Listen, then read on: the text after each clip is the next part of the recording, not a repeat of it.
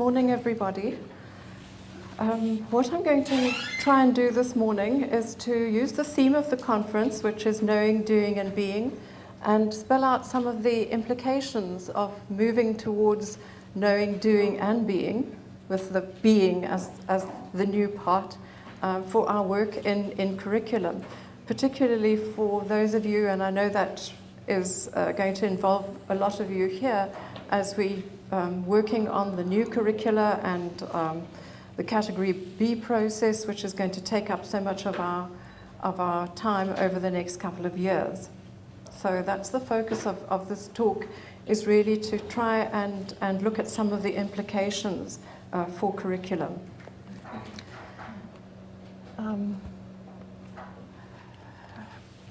Okay, just to let you know where we're going, if we have enough time. I thought I'd start off by just giving a bit of an overview about curriculum, different approaches to curriculum, and I hope that many of you will recognize some of these approaches, certainly those of you who've been around as long as I have. And then look at just kind of get our heads around how the concepts of knowing, doing, and being are interrelated. Then looking at some of the principles for curriculum that have been identified by a number of people working particularly with this new concept of being. And then I thought I would just give you a quick tour of some of the presentations today and how those presentations are incorporating particularly being and becoming in their work. Right, so the first point I want to make is about approaches to curriculum. When I first started as a junior lecturer at UCT back in the 1980s, this was the approach which I've called Generation 1 approach.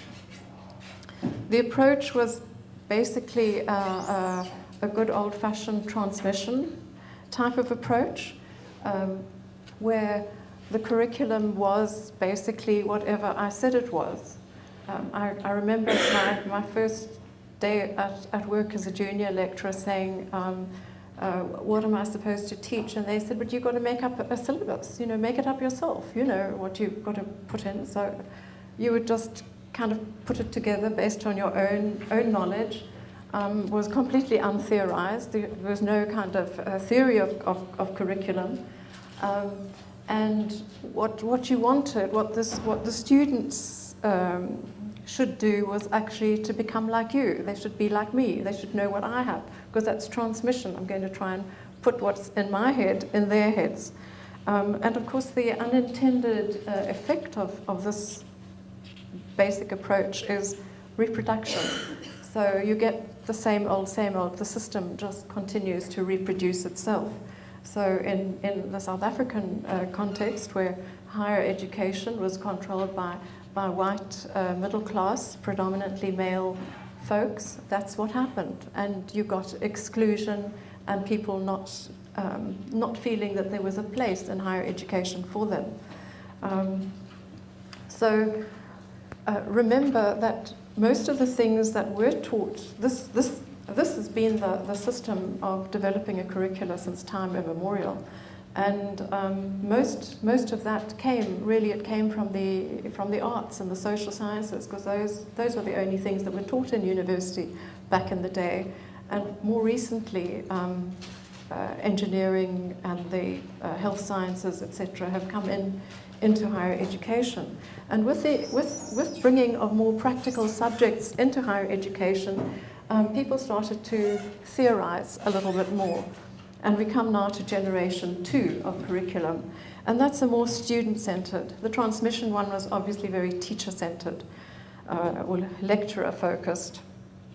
And in the new student-centered curriculum, of course, the curriculum became something like whatever it is that promotes student learning. It must be more practical, it must have lots of activity in it, the students must be engaged, the students must be active.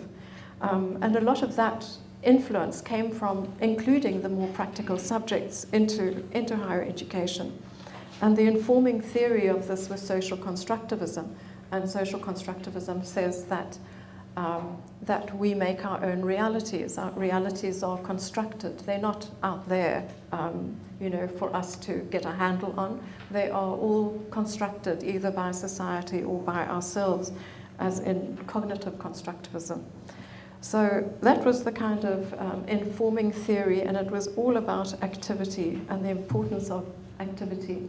So what was important there was that the students should really be themselves, and that the curriculum should give opportunities for expression, for construction, for the students to construct knowledge and understanding for themselves. The unintended effect of that was, of course, relativism, where a kind of an anything goes type of curriculum. So what happened then? This, in my own history, this was very much when I moved and I became a lecturer at UWC. Social constructivism was all the rage. It was all about getting the students to engage, and we used to say things like, the students are the curriculum. Then, particularly in South Africa following the elections, the 1994 elections, we moved to outcomes-based education. And outcomes-based education was new and being implemented when I got my first job at Pentec as a lecturer in the then School of Education. And OBE was the way to go. OBE was an enormous reaction to the kinds of the curriculums that had been developed by white male middle class people back in the day.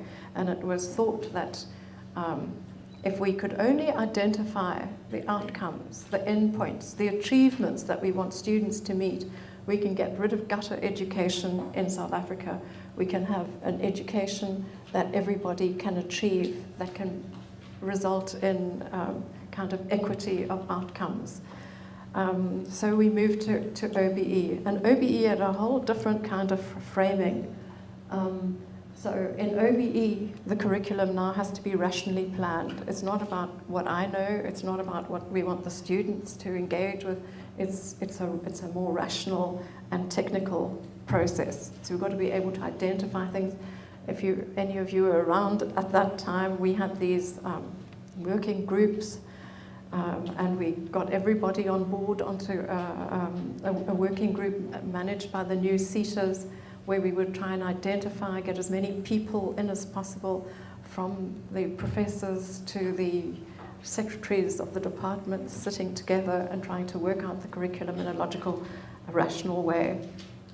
The basis of it all was pretty much behaviorism, which came from outcomes-based education. For those who don't know, was actually invented by the US military for training people for quick responses in emergency type situations, for drilling.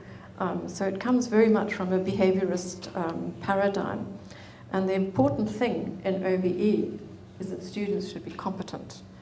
And we used to call it in adult ed, we used to call it the can-can, because you'd say the students can do this and they can do that, they can do the next thing, and it was competence above everything.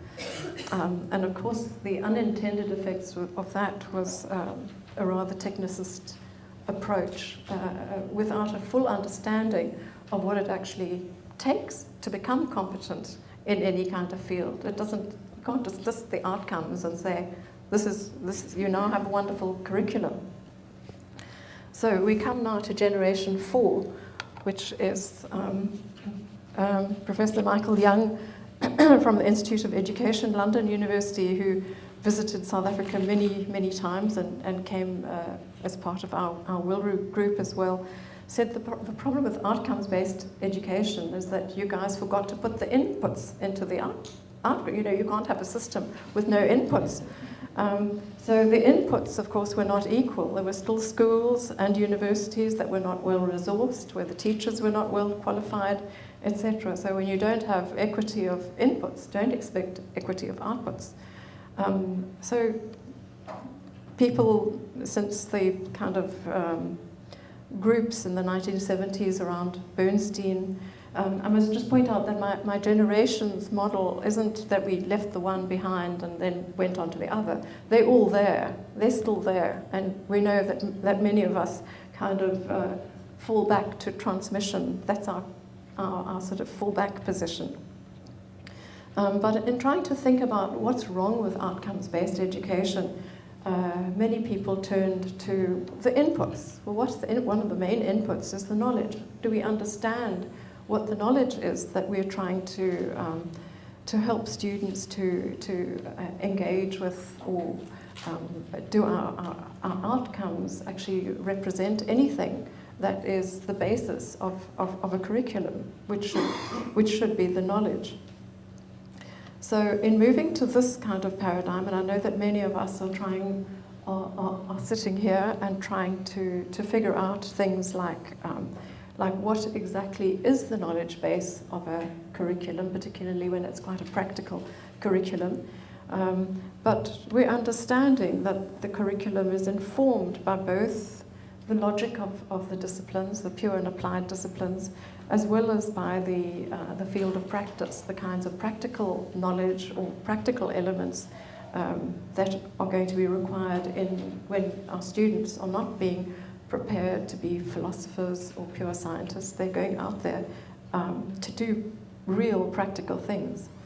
The informing theoretical basis for this is social realism, mainly the work of Basil Bernstein and groups around him.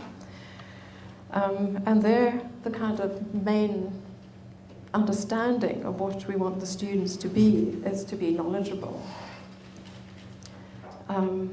I think several of us who've been working in this paradigm for a number of years are concerned about unintended effects of the reification of the disciplines, and that disciplinary knowledge is maybe being reified, that is being valued above practical forms of knowledge.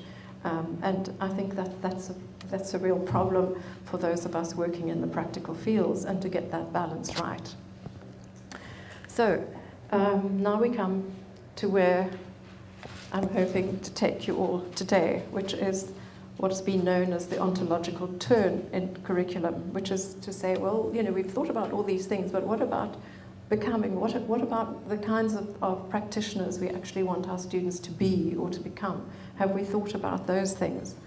And that is what a lot of the presentations today will be thinking about, is thinking about being. So our new understanding of the curriculum is really that it's about identity, about the students and how the students are formed to become engineers or health scientists or designers or textile technologists, etc. Identity in a very broad sense, which takes into account the disciplinary knowledge, which is very important in forming professional identities. The informing theories of this is really critical realism, the work of Roy Bhaskar and others. And here what we are saying is that it's actually not enough for the students just to be knowledgeable, but the students must also be ethical practitioners. They must be a kind of core of their practice, which is understood to be very linked to personal integrity and their own identity as professionals. And I think many of us would agree that has been a neglected area in training, particularly in professional training. It wasn't so back in the old days, but it has been neglected, and many of us are seeing the effects of that. Oh my goodness.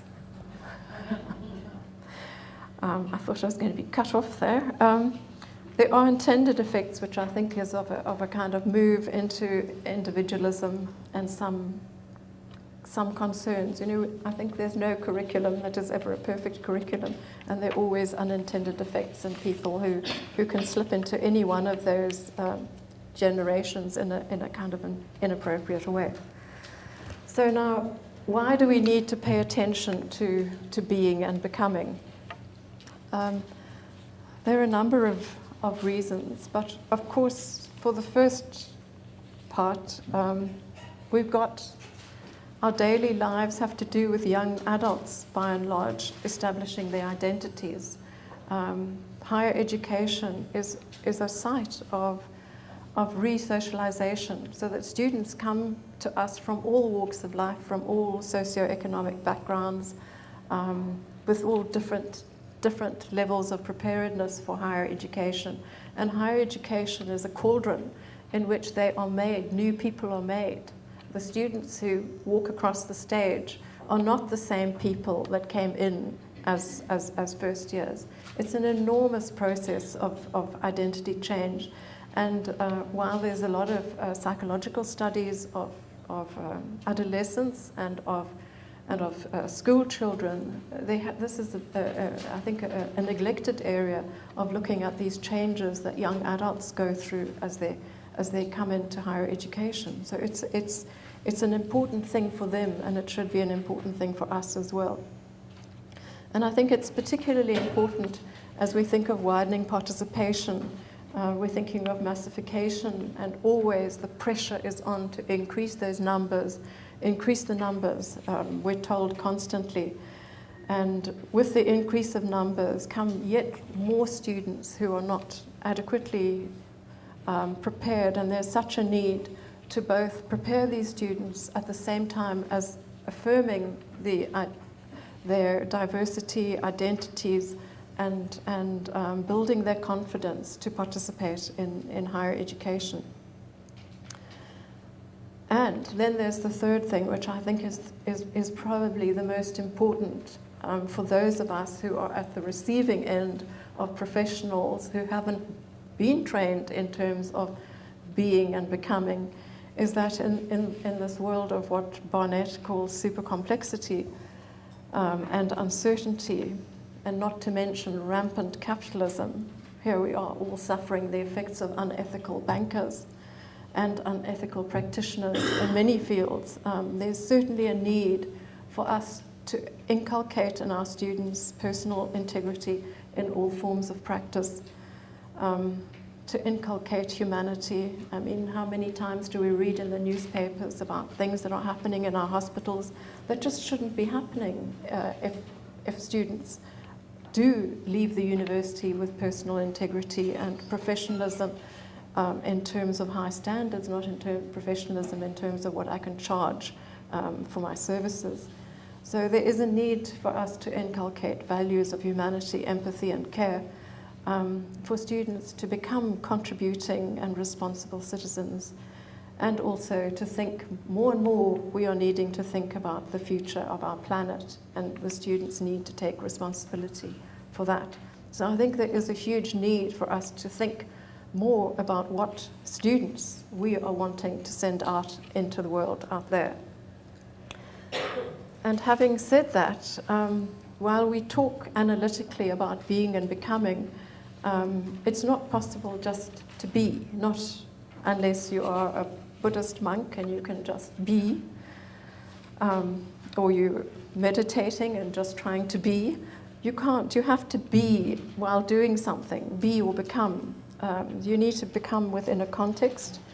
And so being and becoming is part of what we know and what we do. So the knowledge that we acquire and the skills that we acquire, the things that we do, all shape us as a person.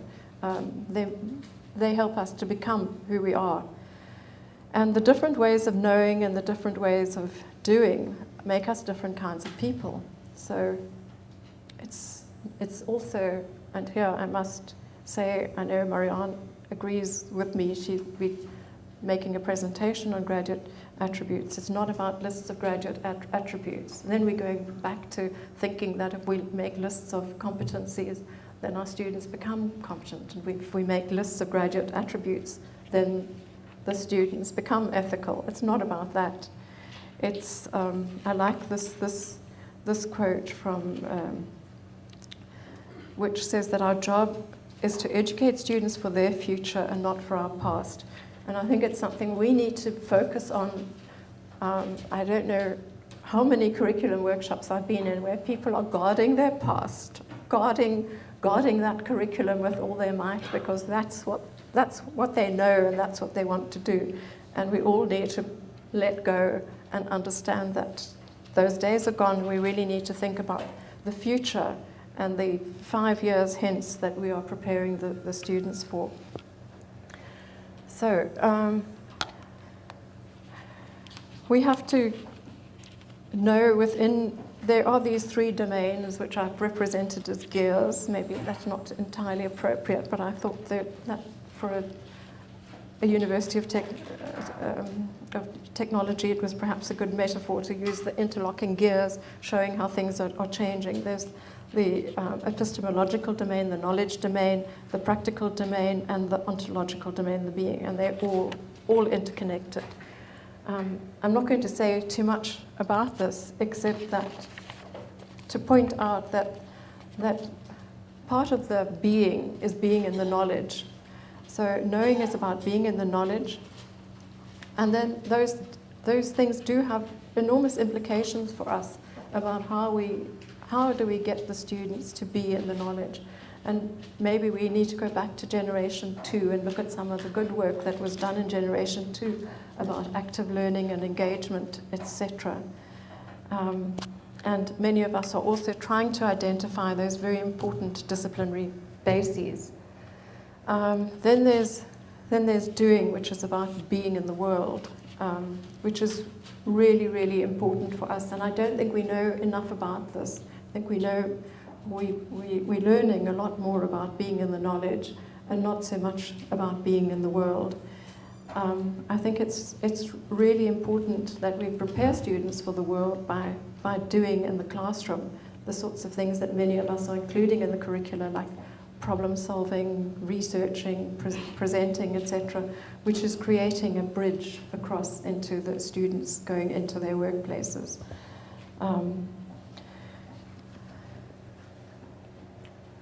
So one of the themes of the conference is facing both ways, and that comes from the other Bonnet, not Ron Bonnet, Michael Bonnet, who talks about the importance for professionally oriented or career-focused vocational curricula to face both ways, to disciplinary knowledge and to the field of practice. So that's the Janus face, which looks both ways, and it's the kind of balance between that which is really important.